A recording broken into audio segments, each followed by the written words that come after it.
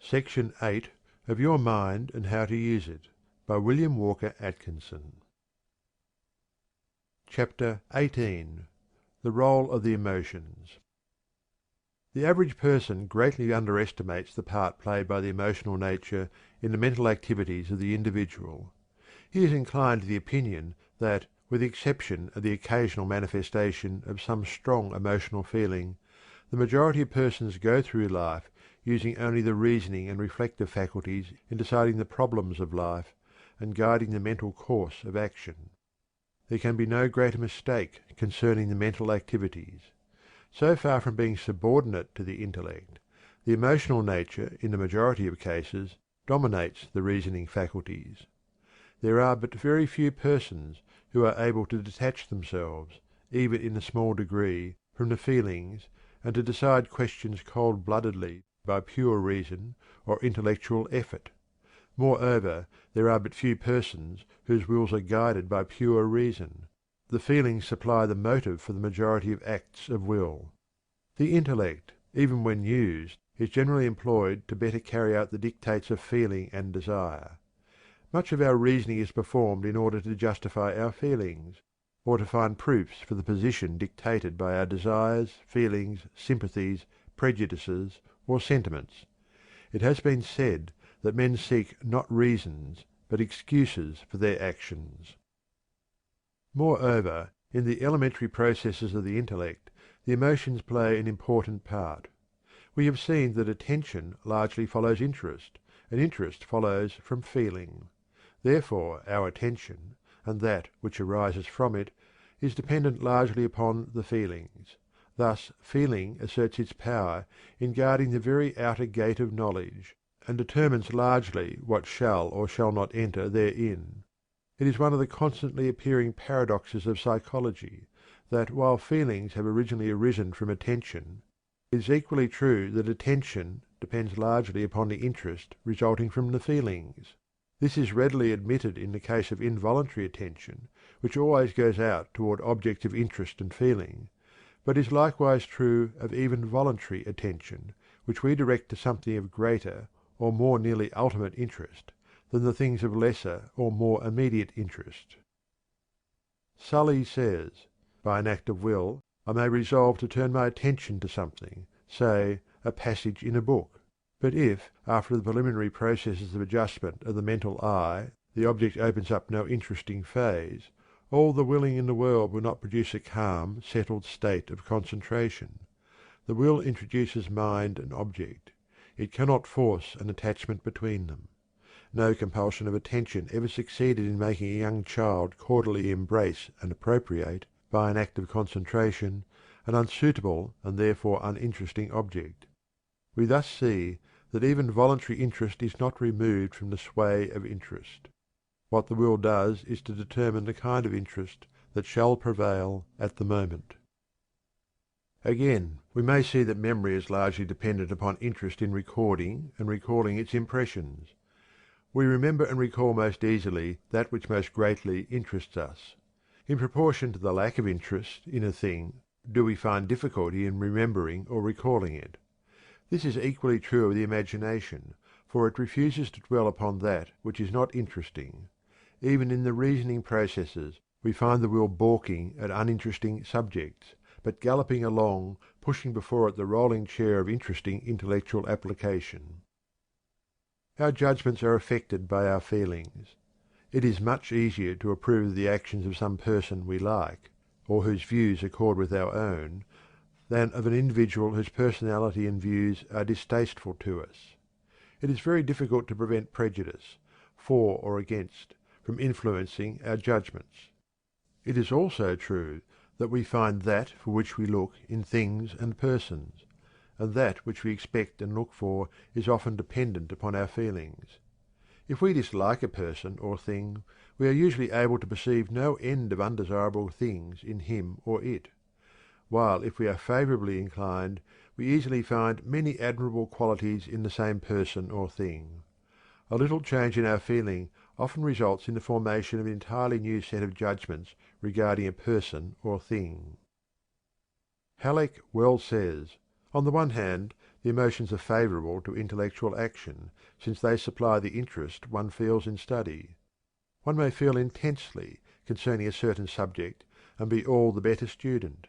Hence the emotions are not, as was formerly thought, entirely hostile to intellectual action. Emotion often quickens the perception, burns things indelibly into the memory, and doubles the rapidity of thought. On the other hand, strong feelings often vitiate every operation of the intellect. They cause us to see only what we wish to remember only what interests our narrow feeling at the time, and to reason from selfish data only. Emotion puts the magnifying end of the telescope to our intellectual eyes where our own interests are concerned, the minimizing end when we are looking at the interest of others. Thought is deflected when it passes through an emotional medium, just as a sunbeam is when it strikes water.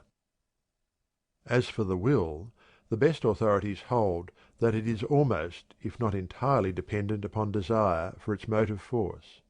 As desire is an outgrowth and development of feeling and emotion, it is seen that even the will depends upon feeling for its inciting motives and its direction. We shall consider this point at greater detail in the chapters devoted to the activities of the will. We would remind you again, at this point, of the great triangle of the mind: the emotional, ideative, and volitional activities, feeling, thinking, and willing, and their constant reaction upon each other and absolute interdependence. We find that our feelings arise from previous willing and ideation, and are aroused by ideas and repressed by will. Again we see that our ideas are largely dependent upon the interest supplied by our feelings, and that our judgments are influenced by the emotive side of our mental life, the will also having its part to play in the matter.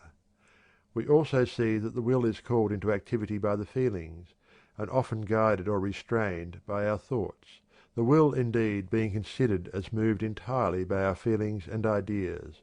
Thus is the trinity of mental forces seen ever in mutual relation, constant action and reaction ever existing between them. End of chapter 18. Chapter 19. The Emotions and Happiness. Happiness has been defined by an authority as the pleasurable emotion arising from the gratification of all desires, the enjoyment of pleasure without pain. Another has said that happiness is the state in which all desires are satisfied. But these definitions have been attacked. It is held by many that a state of absolute satisfaction of desire would not be happiness, for happiness consists largely in pleasurable anticipation and imaginings which disappear upon the realization of the desire. It is held that absolute satisfaction would be a negative state. Paley expressed a better idea when he said that any condition may be denominated happy in which the amount or aggregate of pleasure exceeds that of pain, and the degree of happiness depends upon the quantity of this excess. Some have held that an existing contrast between pain and pleasure, the balance being in favour of the latter, is necessary to establish happiness. Be this as it may, it is admitted by all that one's happiness or unhappiness depends entirely upon one's emotional nature and the degree of the satisfaction thereof. And it is generally admitted that to be happy is the great aim and object of the life of the majority of persons, if indeed not of every person, the happiness of course depending on the quality and degree of the emotions forming the person's emotional nature. Thus it is seen that we are dependent upon the emotional side of our mental life in this, as in nearly everything else making life worth while. Theologians have often sought to point out that happiness is not the goal of life and living, but human nature has always insisted that happiness is the greatest end, and philosophy has generally supported it. But wisdom shows that happiness is not always dependent upon the pleasure of the moment, for the sacrifice of immediate pleasure frequently results in a much greater happiness in the future. In the same way, an immediate disagreeable task often gains for us a greater satisfaction in the future. Likewise, it is frequently greater happiness to sacrifice a personal pleasure for the happiness of others than it would be to enjoy the pleasure of the moment at the expense of the pain of the other. There is often a far greater pleasure resulting from an altruistic action of self-sacrifice than in the performance of the selfish egoistic act.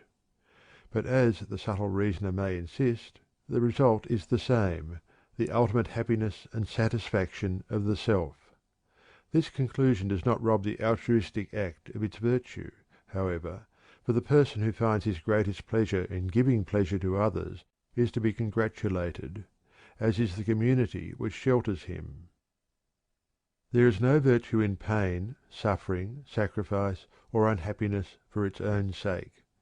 This illusion of asceticism is vanishing from the human mind. Sacrifice on the part of the individual is valuable and valid only when it results in higher present or future happiness for the individual or someone else. There is no virtue in pain, physical or mental, except as a step to a greater good for ourselves or others. Pain, at the best, is merely nature's alarm and warning of "not this way." It is also held that pain serves to bring out pleasure by contrast, and is therefore valuable in this way. Be this as it may, no normal individual deliberately seeks ultimate pain in preference to ultimate happiness. The greatest ultimate happiness to oneself and to those he loves is the normal and natural goal of the normal person. But the concept of "those he loves" in many cases includes the race as well as the immediate family. Wisdom shows the individual that the greatest happiness comes to him who controls and restrains many of his feelings. Dissipation results in pain and unhappiness ultimately. The doctrine of thoughtless indulgence is unphilosophical and is contradicted by the experience of the race. Moreover, wisdom shows that the highest happiness comes not from the indulgence of the physical feelings alone, or to excess, but rather from the cultivation, development, and manifestation of the higher feelings, the social, aesthetic, and intellectual emotions. The higher pleasures of life, literature, art, music, science, invention, constructive imagination, etc., yield a satisfaction and happiness keener and more enduring than can possibly the lower forms of feeling. But the human being must not despise any part of his emotional being. Everything has its uses, which are good, and its abuses, which are bad. Every part of one's being, mental and physical, is well to use, but no part is well used if it uses the individual instead of being itself used. A recent writer has held that the end and aim of life should not be the pursuit of happiness, but rather the building of character. The obvious answer is that the two are identical in spirit, for to the man who appreciates the value of character its attainment is the greatest happiness. The wise teach that the greatest happiness comes to him who is possessed of a well-rounded, developed character. Another writer has said that the aim of life should be self-improvement, with a due regard to the interest of others. This is but saying that the greatest happiness to the wise man lies in this course. Anyone who is wise enough, or great enough, to make these ends the aim and goal of his life will find the greatest happiness therefrom. Arnold Bennett advances as a good working philosophy of life cheerfulness, kindliness, and rectitude. Can anyone doubt that this course would bring great ultimate happiness? Happiness consists in that which contents the spirit, and the latter depends entirely upon the character of the feelings and emotions entertained by one, as weighed in the balance of reason, and as passed upon by judgment and the sense of right action. The greatest degree of happiness, or at least the greatest ratio of pleasure over pain, is obtained by a careful and intelligent cultivation of the feeling side of one's being in connection with the cultivation of the intellect and the mastery of the will. To be able to bring the capacity for enjoyment to its highest, to be able to intelligently choose that which will bring the greatest ultimate happiness in accordance with right action, and finally to be able to use the will in the direction of holding fast to that which is good and rejecting that which is bad. This is the power of creating happiness. The feelings, the intellect, and the will here, as ever, combine to manifest the result.